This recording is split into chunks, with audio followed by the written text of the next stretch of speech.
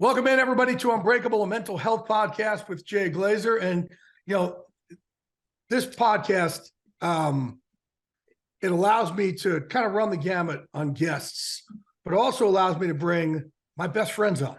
So how cool is this? I get paid to talk to my best friends. And when I say best friends, I truly mean it in the case of this man. He and I became friends a long time ago. We've kind of had a similar journey as far as we didn't do it the conventional way. We did it different ways. But man, when I tell you all that I have battle buddies that I kind of lean into or reach out to when I'm having a bad day, and a lot of times they don't know that's why I'm reaching out. This is one of those guests. He is on every show on the Food Network. He is everybody's favorite restaurateur and chef. But he's also one of my favorite humans on the planet because I've leaned into him on many occasions when he just thinks I'm calling for a laugh, or he thinks I'm calling just to fuck around with him over something. But it's really for something a lot deeper than that. It is the one and only Guy Fieri. What is happening, my brother? Now I'm calling you by your proper name because you fucking finally got my name right after 20 years of friendship. Listen, Jay Glazer. I'll tell you. It's funny that you say it that way, that you reference the friendship that way, because we met right around this time. Yep, Super Bowl time. It's Super Bowl, and I could tell in 5 minutes whether or not I'm going to be friends with somebody and what level of friends will be. And I don't meet people as crazy as me very often, and you're crazier, yes. Fortunately. But no, it's been a great friendship, and I think that it goes both ways in terms of needing support and that shoulder and that confidence and that, that buddy that's been through the good, the bad, and the ugly. And if you haven't been through the good, the bad, and the ugly, I don't think you really have sometimes you don't really have the ability to understand sometimes the depth of issues that people are facing. But you've done it for me. You've done it for everybody that I've known you to be, everybody that you've been around. Yeah. So, well, it's interesting too. Like the two of us met at the Dallas Super Bowl, whatever year that was.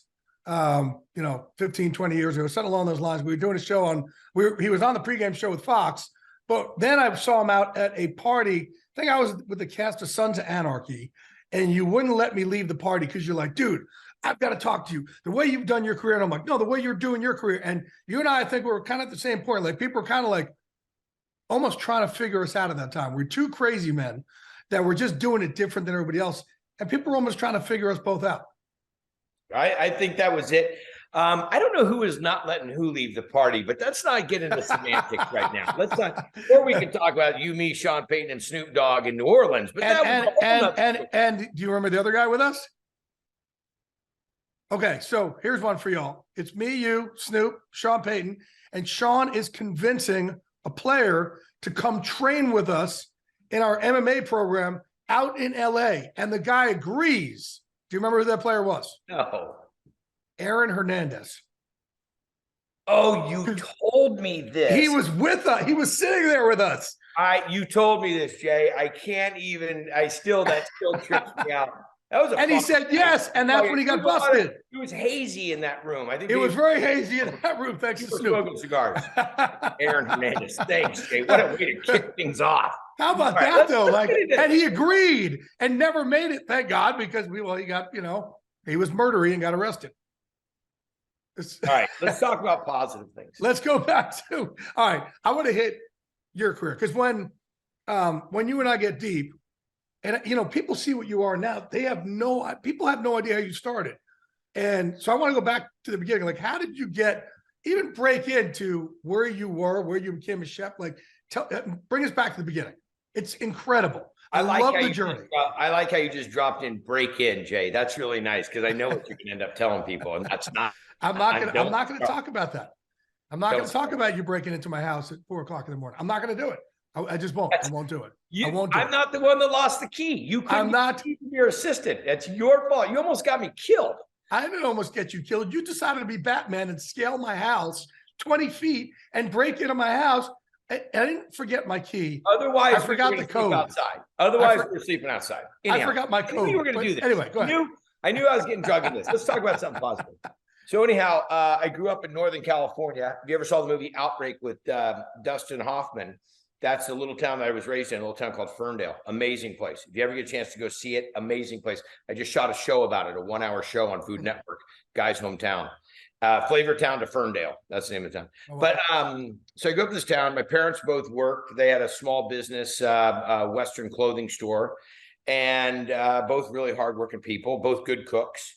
But we were into macrobiotic. We were into all kinds of things. I mean, in 1976, I was eating sushi and spinach pasta. And I mean, my parents were really advanced in food at that age, or my age. So long story short, the deal in my family was whoever cooked got to make a decision what we were eating. And I mean, I was eating at my friend's house, and they were having things like meatloaf and meatballs and so forth. And we weren't having that. We were having steamed salmon and bulgur and broccoli and asparagus. I mean, it was just very different world of food in my house. So they're really your first teachers then. Yeah, but the thing is I knew I had this craving. It's so funny because my craving then was meat and all that kind of stuff. And now I'm back to where my parents started me as a kid. I'm a huge vegetable grains fan and raw food fan. And so anyhow, so I started cooking, and I remember the day I cooked my first dish, about 9, and I cooked a steak. 9 years old. I'm sorry? 9 years old. 9 years old. Wow. But my parents worked, so I knew that if I could do something to help the family, that it would be a really cool thing to do. So I cooked this steak, and all I knew was butter and soy sauce. I mean, those are just two things I loved. And I cooked the steak, and I put it there, and my parents sit down, and they were so amazed that I had made dinner. They walked in. My dad goes, "What are you doing?" And I go, "Mom said I could." And my mom looks at me and goes, "Well, he was complaining that we didn't eat any meat." And I said, if you want a steak, then you cook it. So I went to the store, got the steak, came home, and I cooked it. My dad takes a bite of the steak, and I'm like, he's going to kill me. And he looks at me and goes, "Might be the best steak I've ever had." Wow. Dunzo. That was it. Wait a second. If I cook, I don't have to do the dishes. If I cook, we get to eat meat. And if I cook, I make people happy. I'm like, man, this is my jam. And so that was the genesis of it. And then as time went on, and I mean, I cooked, Jay, I would stay home. I would fake sick from school. We got the Julia Child's, or I don't know, it was one of the cookbooks. And I was just reading it, and I'm like, wait a second. They give you the answers to make this stuff? It's right here. Just follow I'm like, this is awesome. And so I started cooking anything I could get my hands on. And then when I was about 14, we had exchange students when I was a kid. When I was about 14, we had exchange students from Norway, and we had an exchange student the next year from Sweden, or Sweden and then Norway. Anyhow, I wanted to be an exchange student, but my high school didn't teach language until you were a junior and senior, and they only taught Spanish. So we had a friend of a friend came to Thanksgiving, and he was a wine cork salesman from France, and his name was Pierre Lachaud. And I sat next to Pierre at Thanksgiving, and I said, "Pierre, I want to go to France. Can you get me there?" And he's looking at this, and maybe I was 13. He's like, "Yeah, maybe I could. Do you speak French?" I go, "No." And he goes, "Speak French and then talk to me." So I went to my parents and said, "I want to learn to speak French." My dad's okay. He says, "Why?" And I said, "I want to go to France. I want to be an exchange student." He says, "I'll make you a deal. If you could pass at one year of conversational French at the junior college, then I'll let you go." So I wrote Pierre. I said, "Pierre, I'm going to take French at the junior college. And if I pass, my dad will let me go to France." Pierre says, "If you pass, I'll get you into a high school in a town called Chantilly." We would say Chantilly. Right. That's where the Chantilly racetrack, Chantilly cream. Right, that's right. a famous area. So anyhow, I'm working this deal. I'm 14. So I'm working the deal. So I get to my sophomore year in high school. I register for the class at the junior college. My mom has to drive me at lunch from high school to the junior college because I can't drive. I don't have a driver's license. I go to the class. I take the French class. It's unbelievable. I pass with a beer. All I had to do was pass with a beer better. Then I got to drive. The second semester I got to drive. I pass. I can't speak a word of French when I pass. Okay? I just knew how to take the test. But I understood the concept of the language. And maybe I had a vocabulary about 5 or 6 words. But I could pass the class. And so my parents say yes. Pierre knows an old guy that fought with the Americans in the war. He's a principal of a high school. He says, "Yes, you can come to my high school." I live in a boarding house. I go to the high school, and I'm off and running. The dog, come here, Cash. Squeaky toy interrupting our so and that was it, man. And I got on that plane. We talk about Unbreakable. I got on that plane. I was 16. I just turned 16. I just got my driver's license. I was so excited to drive. And in France, you can't drive till you're 18. And I got on that plane and I cried. What am I doing? I'm 16. I'm leaving my mom, dad, and my little sister for a year. For your passion, though. But I mean, like take off a big bite and then have to chew it. Right. But I got there. And you get thrown right in the deep end, is what you're saying. Yeah. Huge deep end, didn't speak the language, learned how to speak the language when I was there. I mean, there was a line of how do you say that?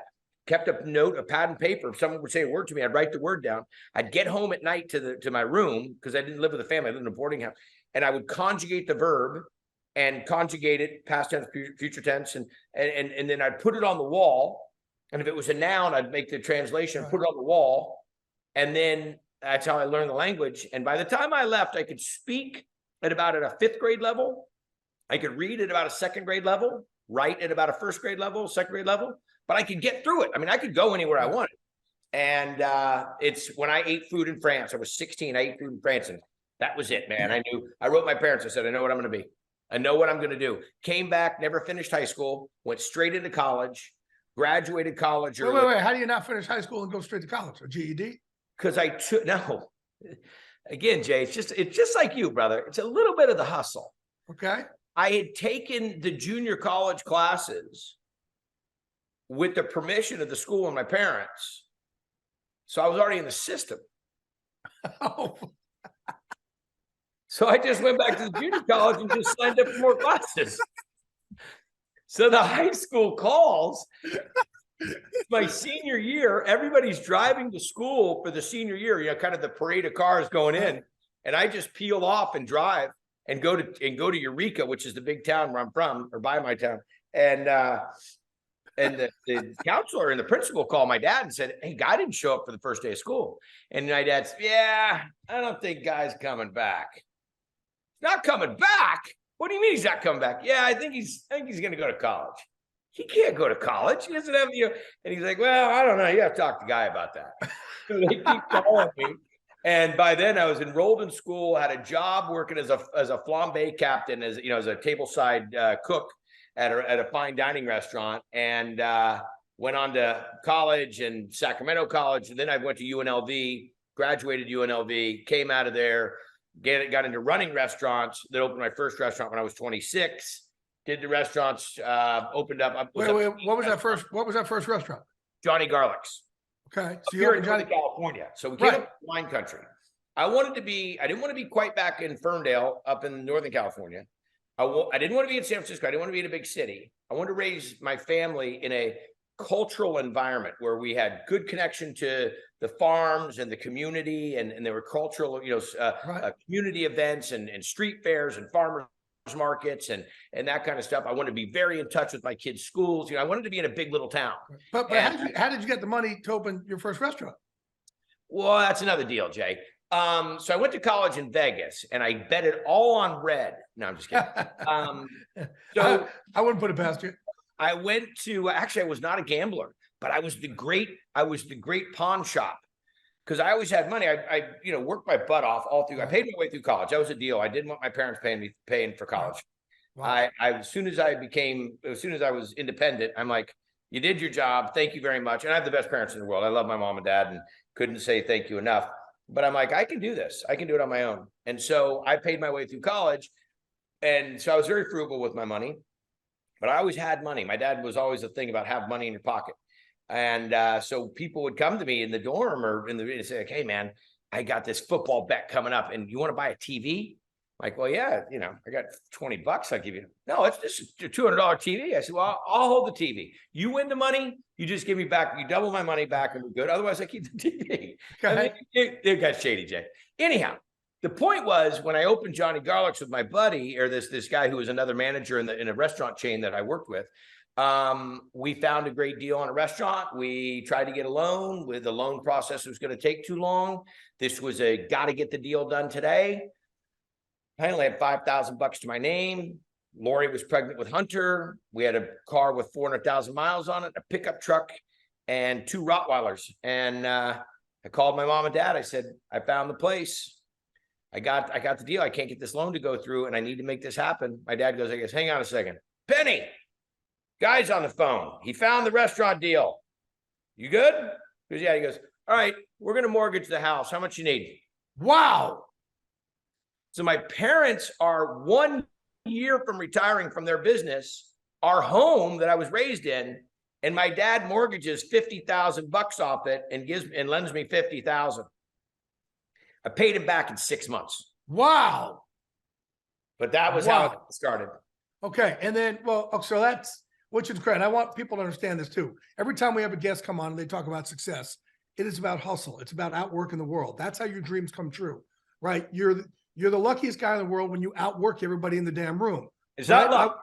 Right? I walked in that. I walked. Yeah. Well, I'm saying your luck comes because you're the fucking guy outworking the world. That's what I'm saying. It happens for you. Like I walked in that giant locker room in 1993. I'm like, all right, I'm going to do it different than everybody else. And I'll be the last motherfucker standing here. I will outwork them, not by a little, but by a lot. And that's how that overnight success comes. That's how that quote, that luck comes. It's not luck. You're right. It's because we take matters into our own hands and outwork people or do it different. So now, then you want to talk a bit about a different route. Tell people how the Food Network came out. 1 second, Jay. I want to say something about that because I want to add to what you're saying. So under this arm, back in the day, was just this tattoo of this horseshoe. And I put that horseshoe on my arm because everybody said I was lucky. It's like, Guy always wins. Guy, and I used to go around talking about how lucky I was. And an old guy who I have his tattoo on my arm, this guy named Jack LeVar. Jack LeVar was probably one of the biggest, besides my dad, Jack LeVar was probably one of the biggest influences. And we lost Jack, but not too soon because he taught me a lot. And one of the things he said to me goes, stop saying you're lucky because it's not luck. He said, you have spent your life working your ass off, educating yourself, and most importantly, you surround yourself with great people. He says, you have an army of friends, an army of colleagues, and you make things happen. Things don't happen to you. You make things happen. And that's what you are, Jay. Mm-hmm. This isn't luck. This is determination and drive and will and focus and never say die attitude and being unbreakable. That's one of the reasons that I think you and I are so close, is that nothing was ever given to us. My parents made, I think the most my mom and dad ever made in their life was $40,000 in 1 year. Yeah, we didn't open doors. We kicked doors down. That's the whole point. So it has nothing to do with luck. What it has to do with is setting a plan. What it has to do with is determination.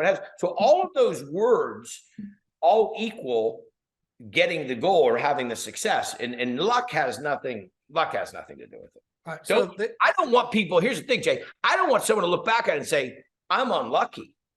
I lost my little sister 12 years ago. My dad got pancreatic cancer 5 years ago and then just beat liver cancer 2 months ago. You want to talk about luck? Right. If we were going to go into the luck category, I got bad luck. I don't play that. That's bullshit. I love that, dude. I love it. I know you only have 10 minutes left. Oh, it's your show. I'm here for whatever. I love having us on your podcast. Oh my gosh. I was having all the kids tune in. So, all right. So you opened Johnny Garlic's, but then you kicked another door down. Tell us how you got onto the Food Network, because I love this fucking story. And most people don't know this. Well, I read that. This story's not told enough. I read that book called You Too Can Be on Television by Jay Glazer. It's 1 page long. It's it's a scratch and sniff book. Stick drawing, TV, paid by number. Yeah. Yes. Really well done. Forward by Michael Strahan. So here's, oh gosh, you want to talk about this? So I'm always the one that's encouraging people. I try to push people all the time to not talk about it, but to do it. And, there's a great story of a guy that wants to win the lottery and wants to donate all the money to goodwill and to people and helping. And he's finally so distraught after 5 years, 10 years of trying to win the lottery that he's gonna end it all. And he says they can't believe that he's prayed for so long and it's not happening. And the skies part and the booming voice comes down and says, "Could you just at least buy a lottery ticket? Don't talk about it happening. Right. Don't think about it happening. Don't wish it was going to happen. Put it into action." And I've always been that guy, telling my friends. I mean, I've pushed more of my friends into business. One of my best friends, Ariel, has this salon, and I told him from day one, whenever this building comes for sale, you buy this building. And it came for sale, and he's like, "How do I do this?" And I said, "We're going to do it. However, we got to do it." And he persevered through it. He bought his first big building. So I've always been that guy. Well, a show comes on the Food Network, and it's called The Next Food Network Star. I don't watch TV. Quite frankly, I'd never even watched the Food Network. Not one time. I saw one 5-minute clip of Rachel Ray, and I'm like, wow, look at that girl go. But I'd never seen the Food Network because I'm a chef. I own restaurants, and I don't watch TV really a lot anyways, except for Fox Football. Yeah, exactly. I said it before you did. But I don't watch a lot of TV. So the second season is coming, and everybody told me the first season, "Man, you guys should be on the show. You should be on the show. You should be on the show." I'm like, I don't get it. They said it's like Food Network American Idol. I'm like, okay, whatever. So I get pushed enough, and finally I send in a demo tape, and the demo tape is ridiculous. It's I'm mocking it so bad because I don't want to do it. I mean, really, why do I want to go on TV, compete with a bunch of people? I've seen some reality TV stuff, and then all the bullshit, and then get kicked off. And I said, I'm successful. At that time, I had 4 restaurants. I was doing great. And one day I said, okay, I push everybody else. I'm trying to set the example for my sons. Ryder hadn't been born yet. And I said, all right, I'll send the tape in. So I sent a DVD in. So I sent the DVD and I get picked. So I go on the show and I go on to it with this attitude of kind of like, hey, you know what? I'll just take this positive opportunity. Never been to New York. Never met Emerald. Let me just see what this is like. I show up in a leather jacket, shorts, and flip-flops, middle of November in New York, snow on the ground, and I walk into a room and everybody's buttoned up in white chef coats. I'm like, oh boy, it ain't Northern California anymore. And I didn't squeeze it too tight. I just did what I did. I just who I am, wasn't going to change. They said, jump up on that rock and look in the camera and say, I am the next Food Network star. And I go, F you. I'm not saying that. Because I know what you guys will do with that. You'll take that and put it out there, and I'm going to look like the biggest, jerk in the world. I said, I'm not saying any of that stuff. I said, I'm just here. You want me? Here's what you get. And I ended up winning. So I ended up winning the show. And I had a show called Guy's Big Bite, and which did great. Now it's called Guy's Ranch Kitchen. It's been running for a long time. This has been 16 years now. But the next show they gave me a pilot show. And I did the pilot, and it was called Gotta Get It. And it was a show about kitchen equipment and gadgets. Like you pour cream and sugar in a ball that's frozen and you kick it around the yard and makes ice cream. Or you have a oven that's, Bluetooth, and think 15 years ago, 16 years ago, Bluetooth talks to your phone. You can turn your oven on from, your office. So I did the thing, and the pilot, I did this pilot. I don't know what a pilot is. And I did it. And they said, the pilot got picked up for 10 episodes. And I'm like, oh man, yeah, I'm sorry. I'm not going to be able to do that. And they're like, what? I'm like, no, I can't do that. You did the pilot. I said, well, I don't know what doing a pilot means. I thought you guys got the pilot. I said, I think the show sucks. I said, I'm not a gadget chef. Right. I'm just a regular guy. I don't have a avocado slicer when you peel it kind of thing. I just do it the way we're supposed to do it. So then the president of that production company calls me, rips me, and he said, I'm sorry, I'm not doing it. Then finally the president of the Food Network calls me. Brooke Johnson calls me. She says, you're turning down a primetime show. Why did you apply for our show? I said, because I had to do it to prove that I could do it. She said, so you don't want to be a Food Network star? I said, I would love to do a show, but the show's got to resonate with me. I'm not going to fake this. I'm not an actor. She says, you could be losing your whole future with Food Network. I said, I apologize. I'm not trying to be somebody. I'm not. Which authenticity is huge to me. And so that was it, man. Everybody was pissed. And I didn't even have an agent at the time. But everybody around me was like, whoa, you crazy? And then they came back 6 months later and said, okay, we're going to give you one more try. We have a show called Diners, Drive-Ins, and Dives. I said, that sounds like me. Dives? I'm down. And that's what started it.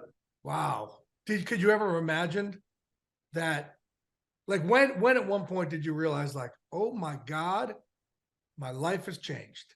When I was in Dallas for Ritz Crackers, standing on the Fox stage with this bulldog that's working me over faster, quicker, funnier, wittier than me, I went, wow, man, I'm actually going somewhere with this stuff.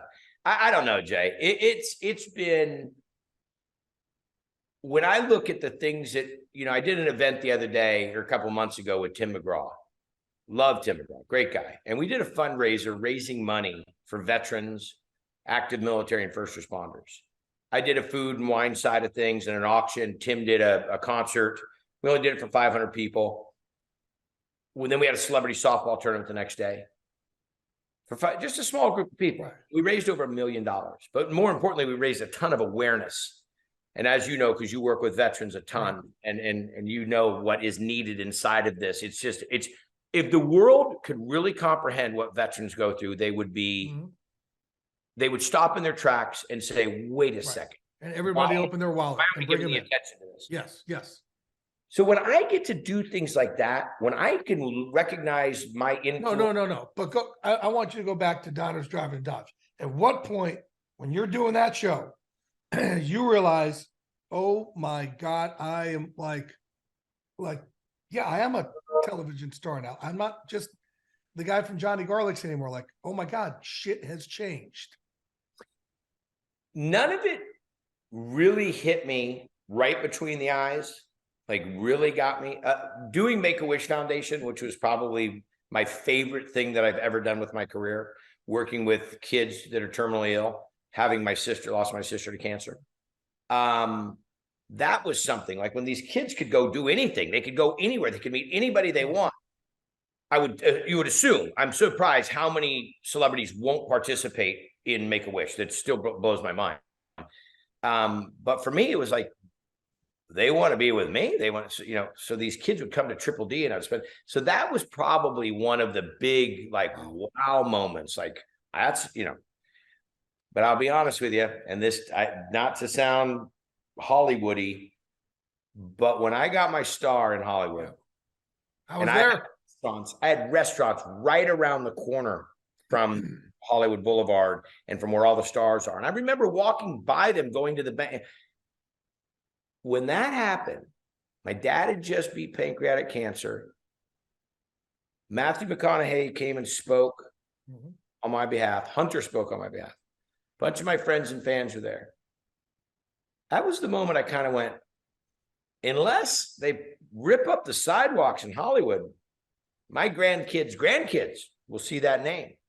That was probably, and it was that, and people were like, is this a dream come true? I said, I'm a hippie kid from Ferndale, okay? I never even a million years anticipated that would happen. That morning, folks, we talk about, I've talked a lot on this show about loyalty. I knew how important this was to Guy. Guy knows this now. I had back surgery that morning, and I scheduled it for 6 a.m. So it was a procedure so I can get to the Star to be there for my brother. Right. And I was all sorts of propofol out. Probably had more fun than anybody. But I was there for you on your big day. And that's what I want people to understand. That loyalty is a dying art and it's beautiful. And that's what we need to do.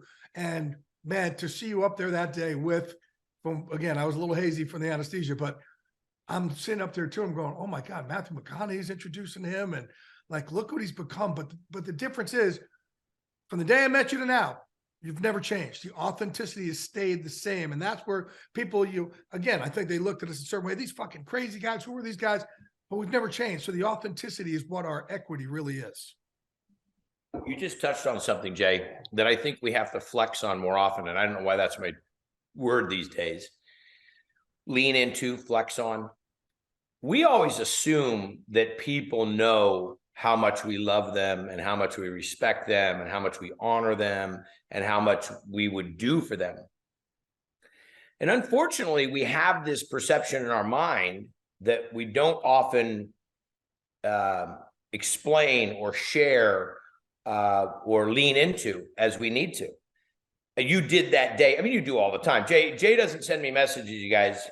He doesn't send me text messages. He sends me recordings, which are great. I mean, because you really can get the sense. You can get the inflection. You can get the you can get all the different modulation and the dramatic pause and the whole thing. I think they're way better than a text message. And then when I don't hear from you a while, I'll send them to you just to make sure, because I know you're so busy, that your head's on straight. Yeah, that's what you do.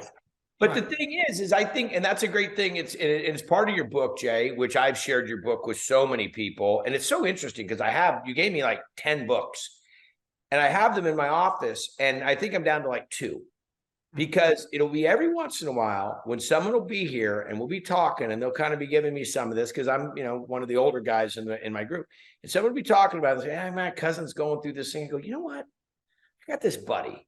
You know who Jay Glazer is? He said, he wrote this book. And he does this program with these veterans. I said, you got to take this book. And they're like, it's your copy. I'm like, it's my only copy. Which is also called Unbreakable, by the way, right? It's my only copy, but go ahead and take it. And I've had more response from doing that with people. But the point is, lean in, right, and share that message. So I'm sharing the message with a great friend who's helping a cousin, or one of my great friends who needs help. And we have so much power. We don't exercise our power as friends and family, I think, as often as we need to. We're so busy, and there's social media and there's all the blah, blah, blah, blah, all this stuff going on. And we really do have the power to move the pendulum of energy and spirit and mental health, yes, and so forth, more than we know we do, or more than we exercise that we do. Yeah, and that's the whole thing with mental health. Because of social media, we all kind of think our lives suck. We're all comparing ourselves to somebody else. We're all looking down at our phones constantly, and we're losing that connection. So by me talking about this and giving it words and showing other people, man, I struggle. I'm at the top of my game, and I struggle now just as much as I ever have. Maybe a little less now. I've evolved, because now I understand how to open up to people more and to show my vulnerability more, knowing that there's strength in that, knowing I can call Guy Fieri when I'm struggling. And that, man, I got people there for me, and I don't have to suffer alone anymore and suffer in silence. It's huge. And that's what our jobs are. That's what we need to do. That's the thing that I think we have to get over. And social media is, honestly, there's really positive aspects of it. It's awful. But then there's really negative aspects of it. And what I always try to remind people of is, you have to do things. If you want your car to run great, you have to do things to your car. If you want to continue the life of your car, you got to wash it so it doesn't rust. You wash and wax it. Got to change the oil so it runs properly. Got to change the brakes, change the tires. You got to clean it. You got to give it some love. You got to take care of it if you want it to perform. Well, we don't think that got to do the same thing with the brain and the body. Right. We need to exercise, and I'm not saying everybody has to be as ripped as Jay. We have to eat properly. We don't, thanks for the random flex, Jay, right in the middle. Just a random flex. Okay.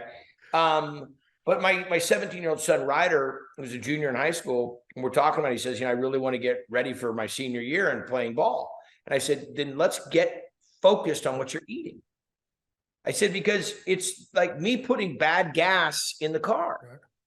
So we need to exercise, even if it's just getting out walking, get out of the house. Mm-hmm. We need to eat properly and eat in proper increments at proper times.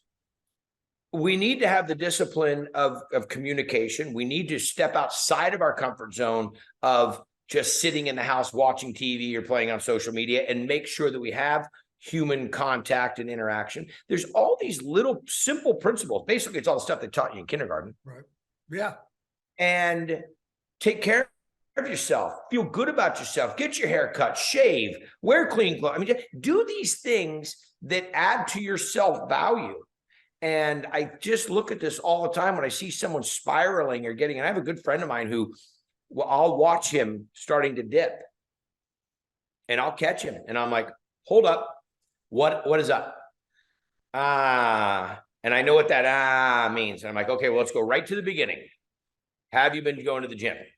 No. Okay, well, let's go right now. You and me. It's 3 PM. And I had already worked out. Let's just go. Let's go for a walk. Let's go for a hike. That's a great battle. Get that positive endorphins going. Don't sit there and talk to them about it. You know, what have you been eating? Let's go to the store. Okay. This is how you make farro. Farro, chicken breast, you know, some green beans. Eat this. Quit eating this sugar-laden shit that sends you on these spikes that drops you down into these, you know, it drops you, the sugar that's in food. Processed food, probably the biggest headache we're giving ourselves. But these things like energy drinks and so forth, I mean, in moderation, when things are right. But otherwise, what we're doing is we're putting these chemicals in our body, or people putting chemicals in their body that's messing with their head. And if you can think about the hangover that you get from alcohol coming down from that and how discombobulated you feel, the sugar hangover, sugar is the biggest drug in the world. Right. Yeah, no doubt. So, all right, before I let you go here, 2 quick things. One, you know, I'm having you on here Super Bowl week as my guest because that's when you and I met at the Super Bowl. But man, you have kind of, you know, carved your own niche here at the Super Bowl. Tell us what you got going this week. Well, I'm going to be carrying Jay's bags and, of course, making sure that he's doing good. Spotting me at the gym. And again, following you to the gym. I just stand there and make sure that I keep Jay with a granola bar and, you know, juice. No, so talents me down. I love the Super Bowl. I love sporting events, and I love the crescendo. I went to Wimbledon one time. Amazing. I went to the Olympics one time. Amazing. I want to go to World Cup. I go to NBA All-Stars, one of the greatest sporting events in the world. But the Super Bowl, ain't nothing like it. It's the big dance. Yeah. It's the everything in sports. So for years, I was beyond thrilled when I got to go to my first Super Bowl, go to every Super Bowl that I have since I've had the opportunity. My kids love going.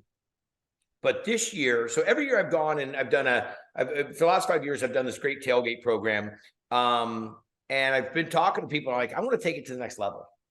And, you know, I'm about the people and trying to make fun shit happen. And so I got with a group called Medium Rare, and we've done some amazing projects together. We did a project together last year called Restaurant Reboot, where we raised a bunch of money and gave away scholarships to people to get into the restaurant industry, $25,000 scholarships to help people, because we need industry professionals. We need people growing inside of our industry to keep the restaurant business going. And it was a televised thing that we did. We had all chefs and industry professionals in talking about rebuilding the industries right after the pandemic. So the group's called Medium Rare, and we're doing a tailgate. I said, I want to do a tailgate. I said, okay, what kind of tailgate? I said, I want to do a tailgate for 10,000 people. They go, what? I said, when you go to the Super Bowl, you have the NFL experience, which is awesome. Private parties, which most people can't go to. And then you go to the Super Bowl. I said, the reason we tailgate as football fans is it's the camaraderie of hanging around the other fans. It's the warm up to the big game. Right.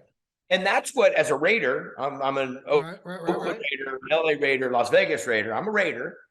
Going to the pregame, going to the, you know, sitting in the parking lot, and we would leave Northern California to get to the Raider Stadium. We'd leave here at 5 AM to get down to get a good spot. That was the day. It was so much fun. But you can't tailgate at the Super Bowl because most people are from out of town, don't have the tailgate stuff. Parking's, you know, terrible. So I said, let's do this. So they said, okay, great. So we're doing an event. We have Diplo, great buddy of mine, Low Cash, Kristen Preston, great buddies of mine. They're going to perform. We got all kinds of food trucks, Triple D trucks, and great Arizona restaurants and chefs coming in. It's free for 10,000. Nice. People come. They 10,000 people. They buy for the food trucks, buy for the beer. But Cash App is one of the sponsors. They're giving away my trash can nachos. Anybody that has Cash App on their phone, they're giving them free trash can nachos. There's games to be played, prizes to be won, free entertainment. Love it. It's right across the street from the Super Bowl. And we raised a bunch of money to put it on. And people are like, why would you do this? I'm like, because it's the greatest, it's American pastime. Everybody deserves to be able to celebrate the Super Bowl, whether or not you can buy a ticket or not. They're going to get the feeling, the energy, the electricity that goes on with the Super Bowl. Now, we do have a VIP section over there where people buy tickets and do that whole thing. But the deal is when you got the opportunity and you got the power of the people and you got these businesses that want to be involved, why not flex on it? Love it. Get that shot, give something. When in today's world do we give anything anymore? Love So it. that was the idea. So, And then the other thing I want you to promote, 11:30 to 4:30, right before the Super Bowl, and it's going to be awesome. the other thing I want you to promote real quick, it's my favorite show in the offseason, is Tournament Champions. When's that? I built Tournament of Champions, again, on the same premise of why you do what you do, to help people. I've got all these amazing chef friends that have all this talent. It is my favorite show. My favorite show. A platform for them to kick ass on. So I built Tournament of Champions. Took me a long time to get the network to understand it. Like, not everybody's into sports. I go, yeah, but they're into cooking sports. And this is what these are. There's your culinary athletes. And so February 19th, which I just remembered that date, February 19th, we're going to kick ass and take names, season 4. And I promise you, it's gonna blow your mind. The stuff that comes, the chefs that are competing are just next level. Incredible. And then I was with you we can't tell this story, unfortunately, but I brought Sean McVay to Guy's little house over there while he was filming Tournament of Champions one night. And Guy knew a scoop before anybody else, as we got into the booze a little bit there, and he became the best insider in America that night. But that's another story that we'll never be able to tell. We won't, but I tell you what, I'm a Rams fan because of McVay, but I'll tell you something, what a neat guy. And Jay, you've introduced me. I gotta say this about you. You are magnetic, and the way you take your time and your energy and the way you share with other people, I wish you would, I hope you've explained sometime on this podcast about your son. It's probably, when I try to explain who you are to people, because everybody thinks they know who you are. People Magazine did a thing with me and they said, I'm not the guy you know, or you think you know. Right. If anybody gets to really ever hear your story of who you are and what you've done as a dad, it is the most tear-jerking, drop you down. You look at yourself after you hear the Jay Glazer story and you go, man, are you I serious? appreciate that. It's really amazing. So hopefully, and I haven't told people, don't know that I adopted my son. I met him when he was 2 and adopted him years later. And yeah, he's but man. you're the sole person in his life, and you're not his biological father, and you're not. I mean, I don't want to give the whole story back. Please, at the season finale of your podcast, please share that with people, because really, man, where you dug that out of and I appreciate that, brother. That inside of yourself is just another story. Sometimes in life, you just got to do the right thing. And listen, man, I love you. Your team's telling me we got to wrap you. So here's what we're going to do. I'm going to have you on for a second episode at some point here, because that's just what we're going to do. Because I haven't asked you in your Unbreakable moment. We haven't gotten into the other deep stuff that we want to get into. Anytime. So somewhere along the lines, we're going to have episode 2 here. Good? Okay, anytime, anywhere. We're down, and I love you. And I love you, my brother. Thank you, bro. I hope to see you next weekend. Man, I always appreciate you walking this walk with me, my friend. Thank you. Love and respect, buddy.